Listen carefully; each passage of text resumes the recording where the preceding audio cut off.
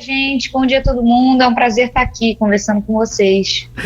Maíra, a gente tem discutindo ao longo da semana passada a questão da mini-reforma, essa mini-reforma política que tem pego aí muita gente de surpresa, a boa parte da população brasileira. Na sua avaliação como professora de ciência política, essa mini-reforma, ela é melhor, ela é pior? Ela ajuda a população, ela prejudica a população, ela é só boa apenas para a classe política? Faz um resumo para a gente, por favor. Eu acho que tem pontos positivos e negativos, né? Mas primeiro eu acho que é importante ressaltar que a gente não consegue ter duas eleições com as mesmas regras, né? Isso dificulta, gera uma certa imprevisibilidade em cada processo eleitoral, porque a justiça altera, a justiça eleitoral e os políticos, né, através de projetos de lei, alteram os marcos institucionais de cada eleição. Isso ocorre a cada 2 anos, basicamente, a gente passa por algum processo de reforma. E sempre é assim, né, tem medidas boas, tem medidas ruins, acaba deixando o eleitor mais confuso e menos seguro sobre as regras que orientam as eleições. Nicole Melo. Professora, alguns especialistas dizem que a mudança é um retrocesso e não uma mini-reforma, né? Qual é o peso real de uma mini-reforma política no Brasil? E assim, para o ouvinte entender, dentre as ações mais importantes dessa mini-reforma, qual é que se destaca? Bem, eu acho que tem elementos, sim, de retrocesso que a gente tem que chamar a atenção. Antes de entrar naqueles que são corporativistas, né, que são os políticos facilitando suas prestações de conta e as dinâmicas financeiras de financiamento de campanha, né, e com isso reduzindo a aplicabilidade de penas, né, essa é uma dimensão importante da reforma, que foi coordenada, né, por esse grupo de trabalho da Dani Cunha, que já aprovou aquele projeto de lei sobre pessoas politicamente expostas. Ela tem atuado muito nessa pauta corporativista, parlamentares defendendo a si mesmos, né? Mas eu acho que tem uma coisa muito grave nessa mini-reforma, que é uma retroatividade dos avanços que tinham sido alcançados nos últimos anos no tocante à representação de minorias não demográficas, que é o caso de mulheres, e demográficas no caso de pessoas negras. Há uma abertura, uma brecha que está sendo aberta para que a obrigatoriedade de repasse de verba no valor, né, na proporção do número de candidaturas de mulheres e de pessoas negras, isso foi determinado, né, que se você tem que ter pelo menos 30% de candidatas mulheres. Se você tivesse 30%, você tem que reservar 30% do financiamento de campanha para essas candidaturas, né, para candidaturas de mulheres e de pessoas negras. Essa mini-reforma altera isso, dizendo o seguinte, que você precisa utilizar essa verba não apenas e exclusivamente no financiamento de candidaturas de mulheres e pessoas negras, mas também em candidaturas em que haja benefício, esse é o termo, né? Em que haja benefício para a campanha de mulheres e de pessoas negras. Eu acredito que essa é uma brecha muito grave que pode reduzir o já difícil financiamento de candidaturas que sejam fora desse mainstream formado por homens brancos e líderes de partido. E é uma situação, né, professora, que, por exemplo, aqui em Alagoas, nós não temos nenhuma deputada federal mulher representando. E são 9 deputados. Não temos também nenhuma senadora mulher. E temos aqui, né, temos 3 senadores. Aí, neste caso, vai ficar ainda mais difícil a eleição de mulheres para o pleito, não é isso? Exato, o que todo mundo tem que entender é o seguinte, eles alegam, os chefes de partido alegam assim, mas não tem candidaturas eleitoralmente viáveis, não tem candidatas capazes de ganhar a eleição. É claro que se não há investimento consistente nessas candidaturas, elas não vão se tornar eleitoralmente viáveis. Elas, para se tornarem eleitoralmente viáveis, elas precisam de campanha. E esse é um outro elemento que eu acho importante a gente abordar. Esse projeto de lei amplia o período da campanha eleitoral. Esse é um ponto que eu não acho particularmente ruim. Campanha eleitoral é algo positivo, porque é só através de campanha que a gente reverte aquelas preferências consolidadas, seja nos partidos maiores, seja nos políticos mais conhecidos, que são, via de regra, homens heterossexuais e brancos. Para alterar esse status quo, a gente precisa de campanha e campanha devidamente financiada. A democracia tem um preço e a população tem que se conscientizar que esse preço precisa ser pago. Professora, as mudanças, né, essas mudanças nas regras eleitorais podem tornar as eleições mais justas, como você falou, que é possível, né, que não é totalmente negativo, mas também podem dificultar o acesso dos candidatos independentes e pequenos partidos, né, à disputa. Aí, numa visão geral, a nível de Brasil, qual deve ser o impacto dessas mudanças nas regras eleitorais já para as eleições de 2024? Para as eleições de 2024, para que elas tenham validade na eleição, elas têm que ser aprovadas até o dia 6 de outubro. Então, ainda não sabemos se elas vão ter validade. Mas, como você mencionou, tem um elemento aqui que é mais um desses que vai reforçar o status quo, que é a alteração na regra de distribuição das sobras. Aquele montante de votos que sobra depois que você distribui as cadeiras conforme o coeficiente partidário e eleitoral. Essas sobras, elas eram distribuídas entre partidos que tinham atingido até 80% do quociente eleitoral. Isso permitia que partidos menores, que não tinham tido tantos votos, mas foram representativos o suficiente a ponto dos seus candidatos terem tido uma votação expressiva, podiam participar da distribuição de sobras. Quando a gente faz essa alteração que eles estão propondo para alterar para 100% do quociente eleitoral, só os partidos já grandes, as legendas mais consolidadas, vão poder disputar as sobras e vão aumentar a sua representatividade. Oi, professora, recebemos algumas perguntas aqui no nosso WhatsApp e também no Instagram. Muitos eleitores estão com dúvidas referente a essa doação do Pix. Como seria, né? Como vai acontecer? E alguns perguntam, não vai ficar mais fácil a questão da corrupção devido a essa transferência mais ligeira de Pix, podendo ser em CPF? Como fica essa situação para a próxima eleição vigente depois dessa mini-reforma? Exato. Essas medidas adotadas para, entre aspas, né, simplificar o processo de prestação de contas, tem como externalidade negativa esse passar de pano, essa facilitação para processos duvidosos por parte daqueles que são os líderes partidários e que muitas vezes estão em dinâmicas não tão republicanas.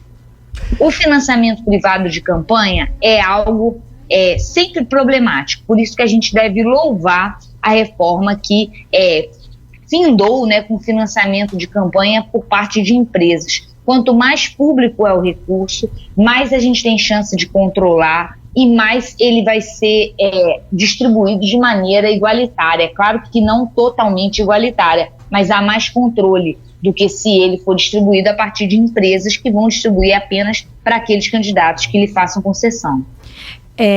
Maíra, saindo um pouco, né, desse tema específico da mini-reforma eleitoral, mas ainda aí na Câmara Federal, né, o presidente da Câmara, o deputado Arthur Lira, em recente entrevista e logo depois também de acordos, né, com o presidente Lula, em relação aos ministérios, principalmente, afirmou que as bancadas do PP e do Republicanos são agora base do governo na Câmara Federal.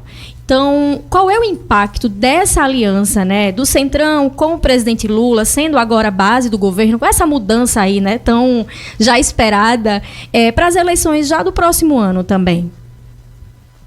Isso mostra a força do governo e o enfraquecimento do espectro da extrema-direita, do bolsonarismo. Essas franjas mais radicais, que não têm nenhuma viabilidade eleitoral, somente elas vão carregar caixão de Bolsonaro. Todos aqueles que têm possibilidade de uma aproximação com o governo sem comprometer suas bases eleitorais estão fazendo isso a toque de caixas, estão virando a página do bolsonarismo. Isso, por um lado, aumenta a possibilidade do governo eleito de aprovar a sua agenda, porém, por outro, demanda que concessões estruturais sejam feitas. Como exemplo, a gente já pode observar que pautas que tenham muito a ver com direitos civis e direitos de minorias demográficas e não demográficas estão sendo postas de lado em detrimento de outras pautas que são importantes também, como a pauta econômica. O governo tem conseguido avançar de maneira expressiva e significativa na sua pauta econômica. E isso está sendo feito porque esses partidos não entraram só agora na base de apoio. Eles pagaram em adiantado e já concederam votos para o governo, tanto no que diz respeito ao arcabouço fiscal como à reforma tributária. E professora, estamos vendo e acompanhando, né, muitas ações sendo votadas pelo STF. E isso representa uma morosidade por parte do legislativo sobre a questão do aborto, a questão da posse da maconha. Como a senhora vê essa situação? Não é morosidade. Essas pautas, como elas não têm consenso e elas são de difícil, elas ativam a polarização ideológica, né, na cidadania. Essa é uma cidadania, a gente tem os cidadãos, eles passaram por um processo de ativação de polarização ideológica. Então, eles começaram a se identificar com temas de esquerda ou de direita, e isso dividiu o país, né? Dividiu o país e deu muita representatividade a pautas de direita. Como o governo atual não se identifica com essas pautas, ele está adotando como uma estratégia a desativação da polarização ideológica. Então, está tentando que a população deixe de lado essas brigas entre direita e esquerda para adotar um discurso de conciliação, de crescimento do país. Daí a importância dessas pautas econômicas que desativam a polarização ideológica. Então, esses temas não têm sido avançados pelos políticos, principalmente aqueles que estão ligados ao governo. Eles estão desativando essas pautas que dizem respeito aos direitos civis e das minorias demográficas e não demográficas. E aí o STF, como ele não é eleito e ele não tem esse impacto político igual ao que é votado pelo Legislativo e proposto pelo Executivo, ele tem sido o lugar de avanço dessas pautas. De volta agora, né, a mini reforma política, né, que a gente já sabe que não é tão mini assim, é uma medida complexa, né, com implicações significativas para o Brasil. E aí, Maíra, o que é que você aconselha para os nossos ouvintes? Quais são os caminhos que o cidadão pode percorrer para que ele tenha acesso a mais informações e consiga também obter uma melhor, digamos, compreensão dos objetivos, impactos e também possíveis consequências desta mudança? Perfeito. Esse ponto é fundamental. A cidadania tem que parar de se colocar nessa posição passiva de esperar dos seus deputados, dos seus parlamentares, magias institucionais para resolver o problema da representatividade.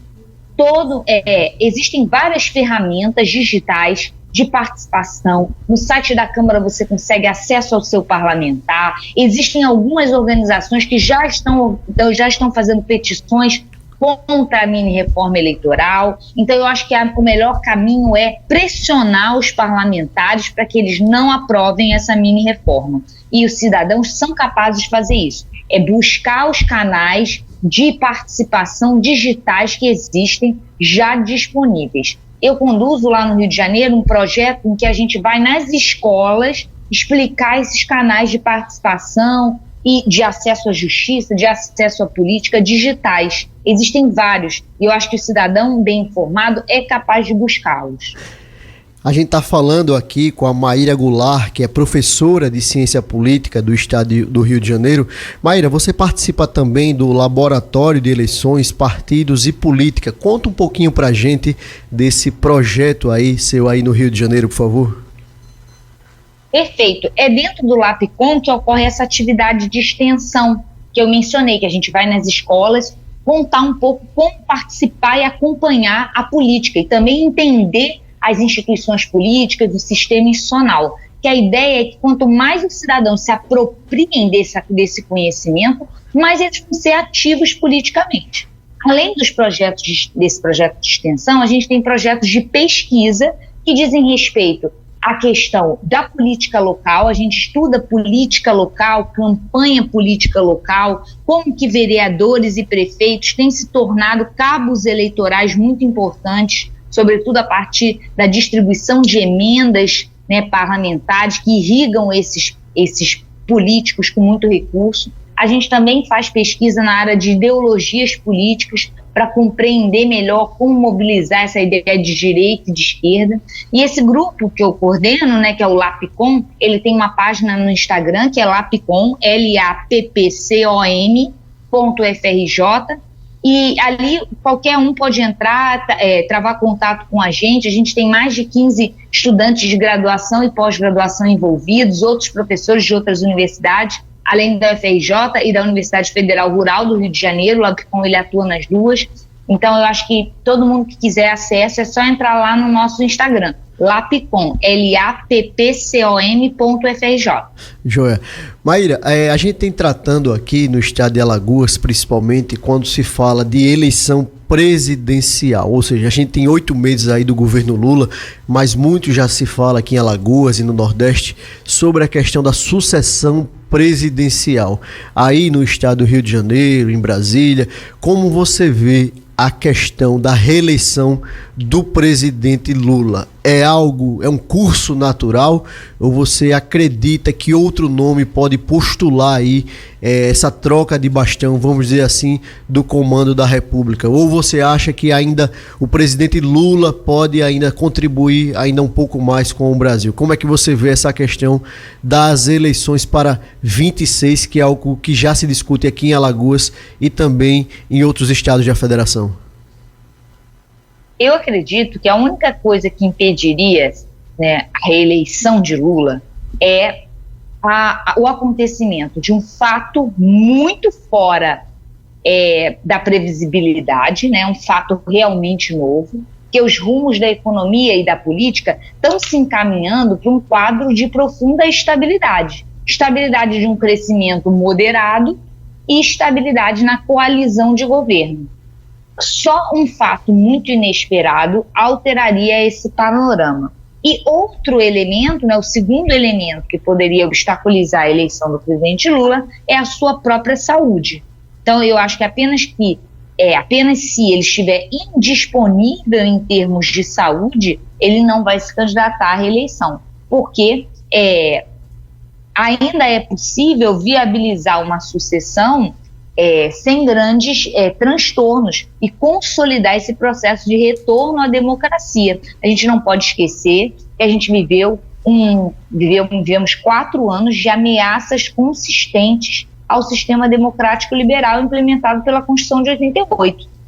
Eu acredito que a opção a ser feita pelo Partido dos Trabalhadores vai ser uma opção de consolidar essa estabilidade, mantendo o presidente Lula à frente da presidência da República. Apenas, como eu disse, se a sua saúde impedir que isso aconteça. Aí eu acho que o PT vai ter que buscar um outro candidato viável, seja dentro do próprio partido, seja em partidos que componham a sua coalizão de governo. Maíra Goulart, quero demais agradecer a sua presença aqui no Jornal da Manhã no dia de hoje, dizer que aqui o Jornal da Manhã é uma tribuna livre para a gente discutir, né, os mais diversos temas importantes da nossa sociedade, trazer luz a debates importantes, a pautas polêmicas e pautas como essa da questão da mini-reforma, da sucessão presidencial e outras temáticas tão importantes que a gente abordou na manhã de hoje. Maíra, quero deixar um espaço para suas considerações finais aqui no Jornal da Manhã.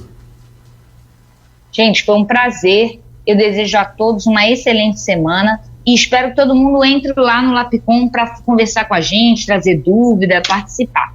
Muito obrigada, querido. Obrigado, Maíra. Até a próxima, se Deus quiser. Muito obrigado.